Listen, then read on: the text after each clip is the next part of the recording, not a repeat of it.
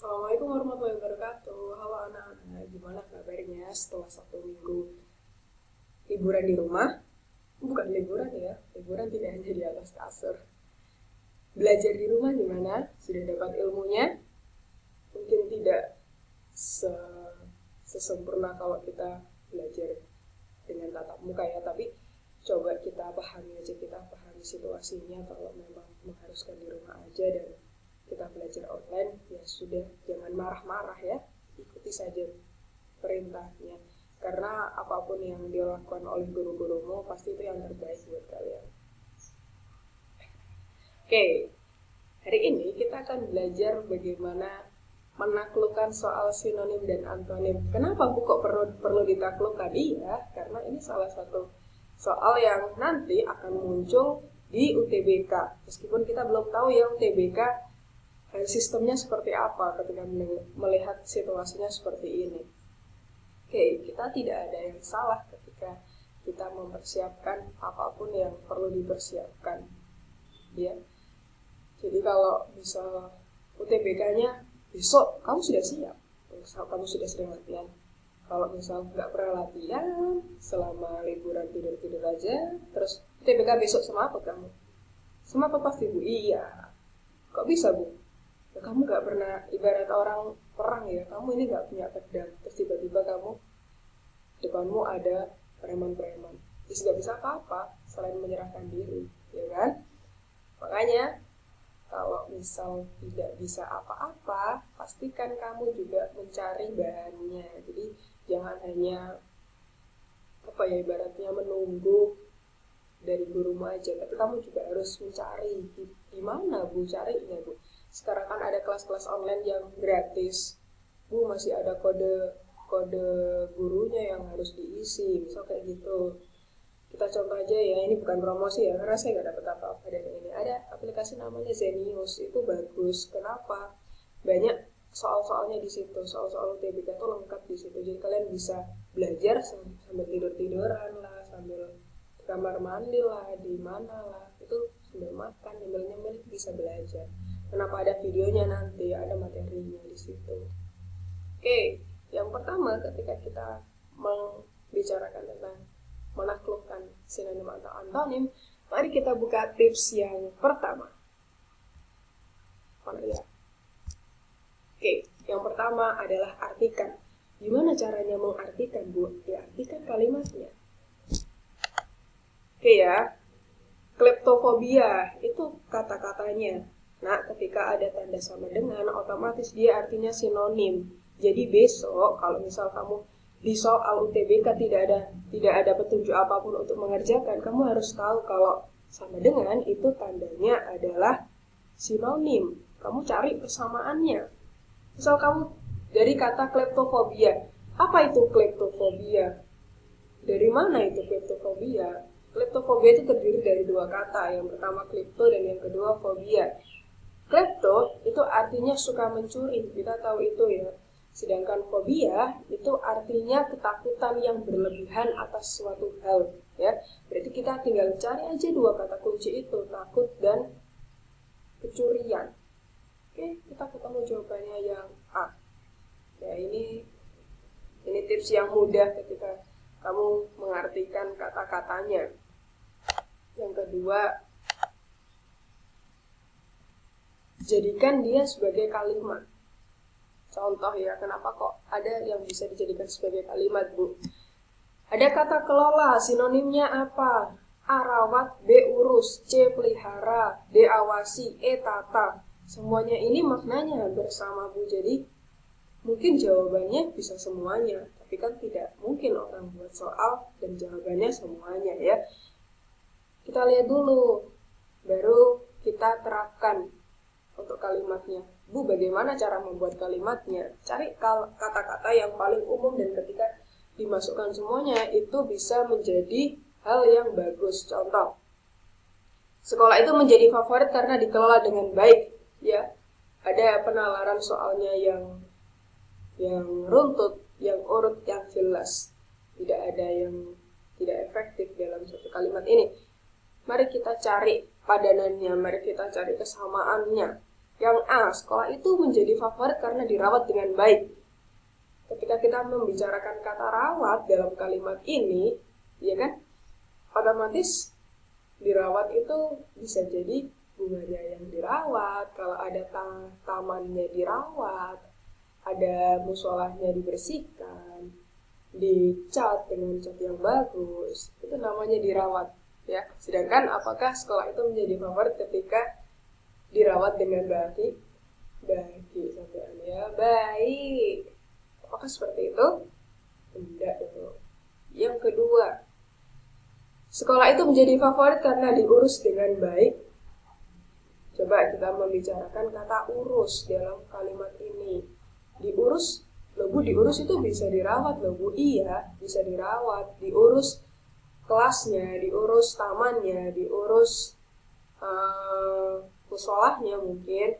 Tapi kita juga bisa menambahkan urus dalam sistemnya. Sistemnya diurus dengan baik, metode pelajarannya diurus dengan baik, siswanya diurus dengan baik. Makanya sekolah itu bisa menjadi favorit. Nalarnya nyampe, terus nyampe ya. Udah kelas 3. Oke. Kalau yang C, sekolah itu menjadi favorit karena dipelihara dengan baik. Coba kita artikan kalimat ini. Kalau dipelihara, apa yang terjadi? Apa, emang sekolahan itu anjing? Emang sekolahan itu kucing baru dipelihara? Enggak ya, jadi tidak ada sekolah yang dipelihara dengan baik itu akan menjadi sekolah yang favorit. Tidak, seperti itu. Coba yang D, sekolah itu menjadi favorit karena diawasi dengan baik. Diawasi, sedangkan ketika kita ada pengawas di sekolahan, pasti kita tidak istirahat, ya. Kalian sudah 3 tahun sekolah, pasti kalian tahu. Kalau ada pengawas dan semua kantinnya cuma 2 ya, jadi kalau kantinnya bukan tutup, sepi, terus guru-gurunya jadi satpam di luar, otomatis itu pasti ada pengawas. Dan itu tidak pernah menjadikan sekolahan kalian menjadi favorit ketika diawasi terus-menerus. Yang ada, kalian malah jengkel karena tidak bisa jajan seenak kalian. Ya, kalian sepakat? Jadi apakah cocok dikelola dengan diawasi? No, kita ke E. Sekolah itu menjadi favorit karena ditata dengan baik. Apanya yang ditata? Musolahnya ditaruh di depan, parkirannya di samping, tamannya di tengah. Terus ada gazebo-nya, itu ditata. Jadi apakah tatanan sekolah yang baik itu bisa menjadikan sekolah itu menjadi favorit? Bukan. Berarti mana yang paling cocok kata kelola dipadankan dengan kata apa? Oke, jawabannya yang benar adalah yang B. Bisa diurus, bisa dikelola. Jadi dikelola itu bisa sistem, bisa semuanya, tidak hanya susunan bangunannya. Yang ketiga, pilih makna yang mendekati. Contoh ada kata dehidrasi. Dehidrasi ini kan kita tahu artinya kekurangan cairan dalam tubuh, sehingga kita harus minum untuk memperbaikinya. Sekarang kita lihat. Pilihannya evaporasi, pengairan, kemerosotan moral, penguapan, dan penyusutan air. Evaporasi itu artinya penguapan. Jadi jawaban A dan D itu maknanya sama. Dan tidak mungkin jawabannya ada 2. Paham ya? Ketika kalian jawab A, otomatis D benar. Ketika jawab D, otomatis A benar. Jadi tidak boleh seperti itu. Sedangkan maknanya penguapan, otomatis kan lebih. Sedangkan kalau dehidrasi itu kurang. Ya. Yang B, ada namanya pengairan. Apa itu pengairan? Pengairan kan normal ya. Pengairan berarti kan berjalan dengan normal. Apakah dia kekurangan? Tidak ya. Kemerosotan moral. Ini bisa jadi Bu jawabannya yang C atau yang E, bukan? Yang C juga kekurangan Bu. Lihat dulu yang dibahas dehidrasi itu kan kekurangan cairan. Cairan otomatis bisa jadi air ya kan.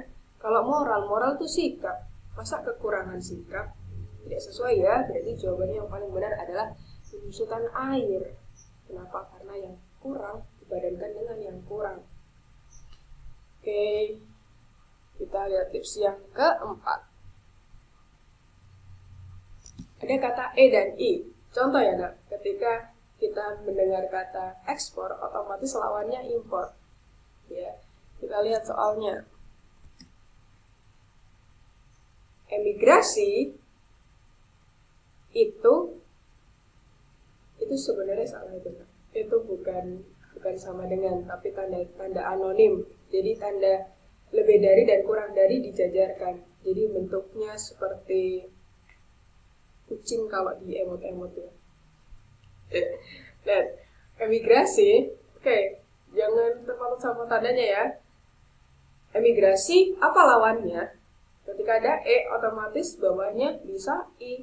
Loh Bu, apakah selalu seperti itu? Iya, kalau memang padanan katanya sama. Contoh imigrasi kan sama. Kamu tahu, M otomatis keluar, M otomatis masuk. Jadi ya pasti itu jawabannya. Oke ya, jadi tidak perlu rumit kalau ada kata-kata E dan I, tapi tidak selalu bisa kamu terapkan. Misal nanti ada kata epilog. Epilog apa artinya? Ada di akhir kan? Sedangkan di akhir itu kan epilog. Di awalnya artinya prolog. Beda loh E sama P. Ya kan? Jadi tidak semuanya bisa diterapkan. Kita lihat dulu kata-katanya. Kalau misal kata-katanya emigrasi dan ada pasangannya itu imigrasi, otomatis itu jawabannya. Ya. Anggap itu nanti lawannya ya. Oke.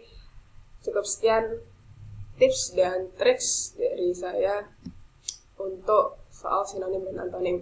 Ketahuilah nak, kalau misal ada satu kata dan kamu tidak tahu sama sekali artinya, kamu nggak tahu ini maknanya apa, itu bisa dilacak di pilihan gadanya. Misal seperti ini ya. Misal andaikan kita jadikan soal ini, nih, soal ini antonim. Kelola itu kira-kira saya tuh nggak tahu Bu, artinya apa Bu. Ya, kita jadikan A, B, C itu kan dalam satu makna yang sama ya. Sedangkan E juga dalam satu kata yang sama. Itu kan berarti tidak mungkin jawabannya semua itu. Jadi tinggal jawabannya yang D, andaikan pertanyaannya antonim. Jadi tips yang kelima tadi bisa dijadikan hal yang paling sama, yang paling belakang. Itu temukan makna yang sama dari kata-katanya. Bu, kalau latihan sinonim antonim paling enak di mana? Ya di rumah, di download KBBI 5 itu. Jadi ibaratnya ya enak ya. Kalian suka kan karena kalian sering ketemu. Kalian ingat karena kalian sering ketemu. Ya seperti itu caranya. Berarti sering-sering latihan soal agar kalian ingat dan bisa besok. Kalau misal dalam satu kata ini saya benar-benar nggak ngerti Bu artinya, ya tinggalkan. Jadi jangan terpatok untuk mengerjakan satu soal yang membutuhkan waktu yang lama, sedangkan soal yang lain mungkin lebih mudah. Oke ya, terima kasih, semoga video ini bermanfaat. Assalamualaikum warahmatullahi wabarakatuh.